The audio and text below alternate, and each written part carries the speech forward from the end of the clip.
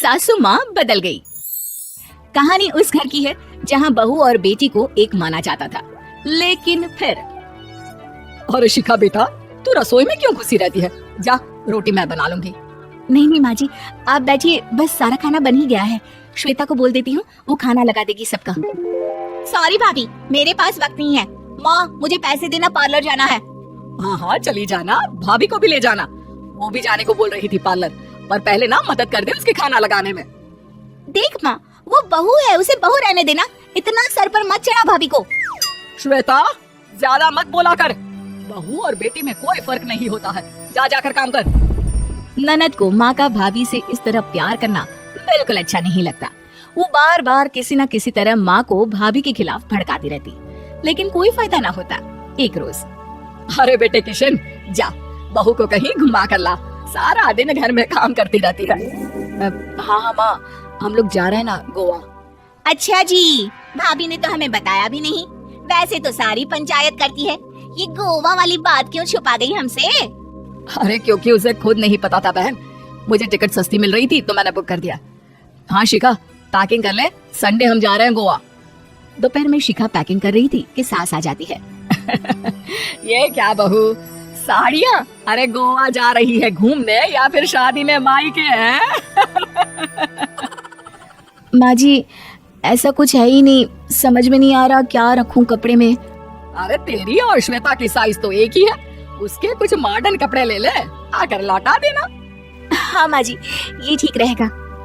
शिखा श्वेता के पास जाती है और उससे कपड़े मांगती है। ना जी ना, मैं अपने कपड़े ना दूं, वैसे भी फैल जाएंगे मेरे कपड़े, बहुत महंगे वाले हैं। शिखा मुंह लटकाकर कमरे में आ जाती है तो सास कहती है, चल तैयार हो जा, तुझे मैं शॉपिंग करा कर लाती हूँ गोवा की। बस फिर क्या था, सास बहू निकल जाते हैं मार्केट और एक से बढ़कर एक ड्रेस खरीद कर घर आते हैं। पहले बता देती कि नए कपड़े दिलाने वाली है भाभी को, तो मैं अपने ही दे देती ना भाभी को, मुझे दिला देती नए कपड़े। देख श्वेता, परिवार का मतलब सबके साथ रहना होता है, ना कि सिर्फ अपना सोचना। वैसे भी तुझे अच्छे संस्कार सीखने चाहिए। और रही बात कपड़ों की, तो शिखा, आज से घर पर भी तू मॉडर्न कपड़े ही पहनेगी, कोई जरूरत नहीं है ये साड़ी वाड़ी लपेटने की। हाँ क्या था, घर पर श्वेता और शिखा एक जैसे रहते। एक बार पड़ोसन आती है। अरे बेटा, अपनी माँ को तो बुलाना, जरा बात करनी है। शिखा सास को बताती है और रसोई में चली जाती है। ये आपकी बेटी बहुत बड़ी हो गई है, इसके लिए एक रिश्ता है, कहो तो बता दूं। ये बेटी नहीं बहू है, घर में सब एक जैसा ही रहता है। वैसे मेरी बेटी भी बड़ी हो गई है, कोई रिश्ता हो तो जरूर बताना। पड़ोसन रिश्ता लेकर उन लोगों के घर आती है। तब श्वेता की होने वाली सास कहती है, तो ये घर है, कितने मंजिल का है? और ये बहू ने आपकी क्या पहन रखा है, जींस टॉप? अरे भाई, साड़ी वाड़ी नहीं है क्या इसके पास? देखिए, सर्दी है तो साड़ी में बहू कैसे मैनेज करती, वैसे पहनती है साड़ी भी। देखिए, हम लोग ठहरे पैसे वाले लोग, कोई कमी नहीं है हम लोगों के पास पैसों की, बहुत पैसे हैं, जमीन, नौकर चाकर, कार, सब कुछ है, लेकिन घर में संस्कारी बहू चाहिए, समझ रही है ना आप? सास कुछ कहती कि श्वेता बोल पड़ती है, हाय रे, नौकर चाकर से लेकर जमीन, कार, पैसा, हाँ हाँ, मुझे रिश्ता मंजूर है, मंजूर है मुझे। अरे रुक जा श्वेता, मैं बात कर रही हूँ ना। देखिए, हम लोगों के घर इतनी आजादी नहीं मिलेगी। अरे हाँ कर देना माँ, हाँ कर दे जल्दी से। सास क्या करती, बेटी की शादी ऐसे घर में कर देती है जहाँ ना उनके विचार मिलते हैं और ना ही आचार। शादी के बाद एक रोज फोन पर, श्वेता बेटा, एक बार घर आ जा, बहुत दिल करता है तुझे देखने का। मामू, घर पर बहुत काम होता है, कैसे आऊँ? बड़ा घर है, लेकिन आने जाने वालों की लाइन ही लगी रहती है। बेटा, मैं तो जानती थी उस घर का हाल, लेकिन तू ही नहीं मान रही थी। माँ देख, हर घर का यही हाल है, तेरी बेटी को यहाँ घूंघट हटाने की परमिशन नहीं है और एक तरफ भाभी स्कर्ट पहनकर घूम रही है। बेटा, मुझे क्या पता था कि मेरी बेटी को ससुराल के नाम पर पिंजरा मिल जाएगा। अच्छा माँ, फोन रखती हूँ, सास को गर्मा गर्म रोटी खिलानी है। तुम लोगों की तरह नहीं कि एक रोटी बनाओ, एक सब्जी बनाओ, फिर सारा दिन फ्री होकर घूमो। सास फोन तो रख देती है, लेकिन सोच में पड़ जाती है कि एक तरफ बेटी जिसे कोई आजादी नहीं, वहीं दूसरी तरफ बहू जिसे देखकर लगता ही नहीं कि उसकी शादी भी हुई है। अगले रोज, शिखा, अरे ओ शिखा। हाँ माँ, क्या हुआ, कुछ चाहिए आपको? मैं जिम जा रही थी। जिम के कपड़ों में बहू को देखकर सास को घूंघट में अपनी बेटी का ख्याल आता है। देख बहू, घर में बहू की तरह रहा कर, इतने टाइट कपड़े पहनकर जिम जाना पसंद नहीं मुझे। जा जाकर रोटी बना। रोटी?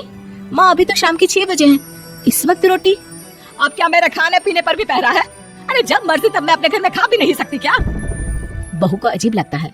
वो समझ नहीं पाती कि जो सास कल तक इतनी सपोर्टिव थी, उन्हें अचानक से क्या हो गया। वो किचन में जाती है, गरम रोटी के साथ 2 तरह की सब्जी, रायता, सलाद सब लेकर सास के पास आती है। माँ जी, खाना। इतना सारा खाना?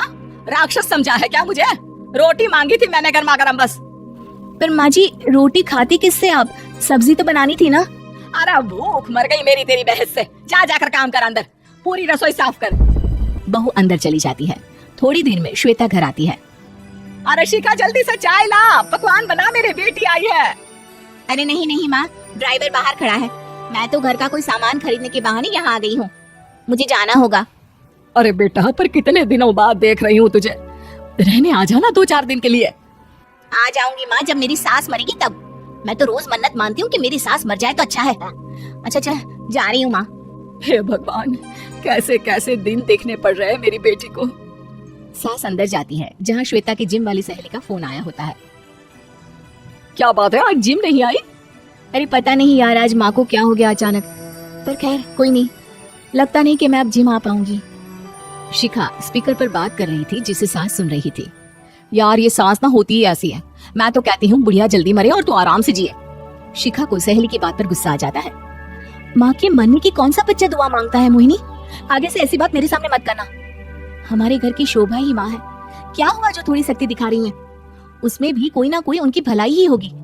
मैं तो कहती हूँ भगवान मेरे जैसी सास सबको दे, जो सिर्फ माँ की तरह है। सास वाली तो कोई बात ही नहीं है उनमें। सास ये बात सुन रही थी। उनकी आंख में आंसू आ जाते हैं कि क्यों वो बेटे की किस्मत में बहू को भी भागीदार बना रही थी। शिखा, अरे ओ शिखा, क्या हो गया? जिम नहीं जाना क्या?